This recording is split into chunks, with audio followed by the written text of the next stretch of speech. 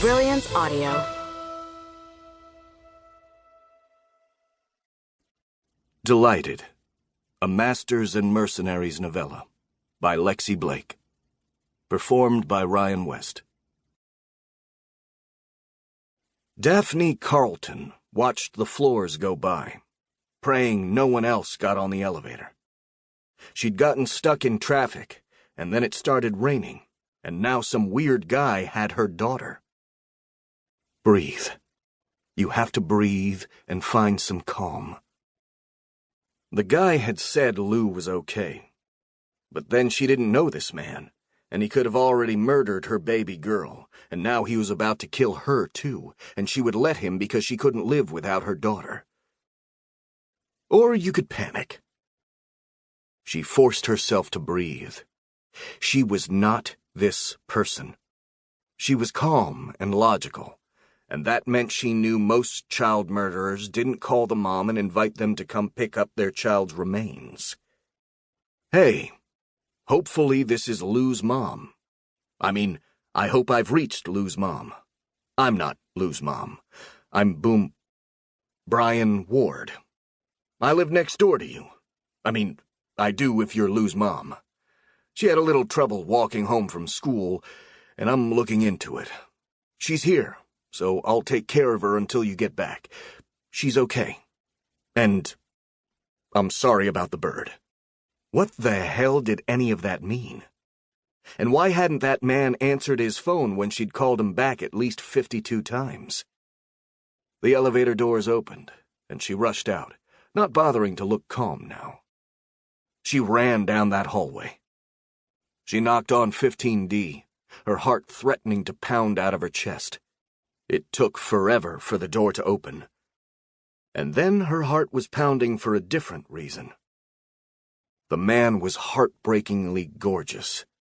He was at least a foot taller than her, with shoulders that barely seemed to fit in the doorway, and a body that had been perfected in a gym. "Where's my daughter?" Lou was missing, and she was drooling over the guy next door. What kind of mother was she? "She's inside. She's fine, just a little scared. She's inside with Maybe." "Maybe? She's maybe fine or she's fine?" His head tilted slightly, like an overgrown golden retriever trying to figure out what was going on. "She's good. I haven't figured out if she was actually being followed or if it was a coincidence. Maybe pulled up the security cams and no one followed her inside." "Followed her? Someone was following my daughter? I need to see her." She heard a dog barking, and then Lou was standing behind Adonis. "Hey, Mom, I'm sorry I left my phone at school." Finally, she was able to breathe. She brushed past Adonis and dropped to one knee. "Are you all right? What happened? Where is Mrs. Callahan?" Lou flushed, her cheeks going the bright red they always did when she realized she'd gotten caught. About that. "Mrs. Callahan is in Houston with her sister." Adonis, she really needed to get his name, said. "She had a heart attack last week. Her sister, that is. Mrs. Callahan went down to take care of her. I took her to the airport myself. I don't think she's back yet." Daphne stood. "Last week?" "I can explain," Lou said, her eyes wide.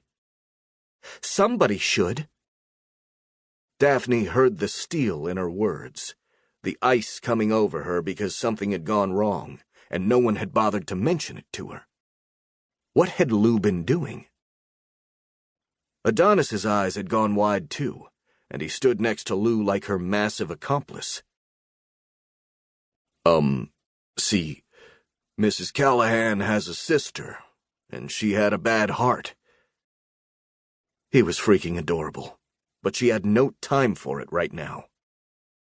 "I meant about today, Mr. Boomer," he replied. "Mr. Boomer?" Weird name, but she was going with it. "I meant—" "It's just Boomer," Lou corrected. "His real name is Brian, but that's a family name like Louisa, and he doesn't like it any more than I do." Luis is not bad. It's a nice name. The man named Boomer corrected, his expression gentle. Lou looked up at him. I was talking about Brian. You don't like Brian. Boomer's nose wrinkled. Yeah, it kinda sucks. Boomer's better. Oh, it was obvious these two had found a rapport, and it was adorable, and she had to shut it down. I want to know what happened today.